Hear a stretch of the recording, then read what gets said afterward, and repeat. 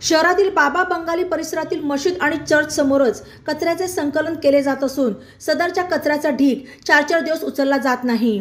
त्यामुळे परिसरात अस्वच्छता पसरली असून दुर्गंधीमुळे नागरिक हैराण झाले आहेत। कचरा संकलनाची जागा बदलावी, अन्यथा कोणत्याही क्षणी महापालिका आयुक्तांच्या दालनात ठिय्या आंदोलन करण्याचा इशारा नागरिकांनी दिला। दैनंदिन साफसफाई केल्यानंतर जमा होणारा कचरा बाबा बंगाली परिसरातील रस्त्याच्या बाजूला संकलित केला जातो। या ठिकाणाच्या जवळच मशीद आणि चर्च आहे। या ठिकाणी दररोज अनेक भाविक येतात, परंतु रस्त्याच्या बाजूलाच गटारीत कचऱ्याचा ढीग केला जात असल्याने सर्वत्र अस्वच्छता पसरते। तसेच कचऱ्यामुळे गटारे तुंबली असून परिसरात दुर्गंधी सुटली आहे। यामुळे अनेक लहान मुले आणि नागरिक आजारी पडत आहे। अस्वच्छतेमुळे डासांचा उपद्रवही वाढला आहे। 4 दिवसातून एकदा हा कचरा उचलला जातो, त्यामुळे परिसरात नेहमीच दुर्गंधी सुटलेली असते। वारंवार तक्रारी करूनही महापालिका प्रशासनाकडून दखल घेतली जात नाही, त्यामुळे नागरिक त्रस्त झाले असून त्यांचे आरोग्य धोक्यात आले आहे। महापालिका प्रशासनाने तक्रारींची तात्काळ दखल घेऊन रहिवासी परिसरात कचरा संकलन तात्काळ थांबवावे आणि ज्या ठिकाणी लोकवस्ती नाही अशा ठिकाणी कचरा संकलन करावे, जेणेकरून रोगराई पसरणार नाही, अशी मागणी नागरिकांनी केली आहे। अन्यथा महापालिकेत ठिय्या आंदोलन करण्याचा इशारा परिसरातील नागरिकांनी दिला।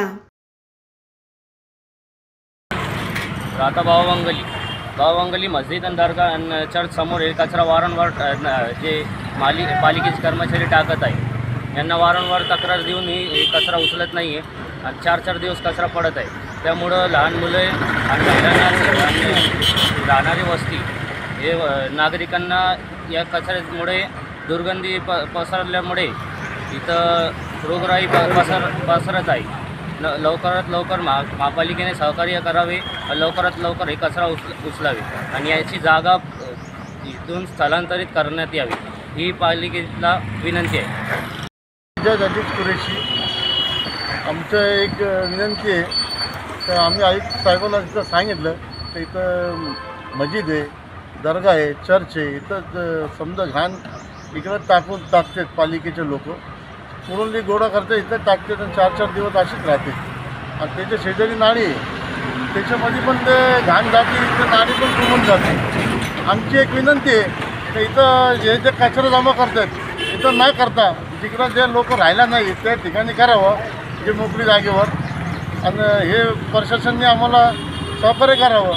आम्ही 2दा ह्याच्या अगोदर सांगितलं, ह्याच्यानंतर आम्ही आंदोलन छेडणार, हे कधी बंद नाही झालं। आम्ही हे आंदोलन कारण महानगरपालिकेत, मग कलेक्टर ऑफिसला करणार।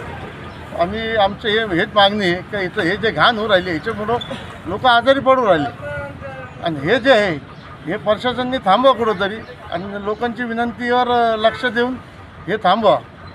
बातम्यांसाठी ई-नवा मराठा यूट्यूब चॅनलला सबस्क्राईब करा आणि बेल आयकॉनवर प्रेस करा।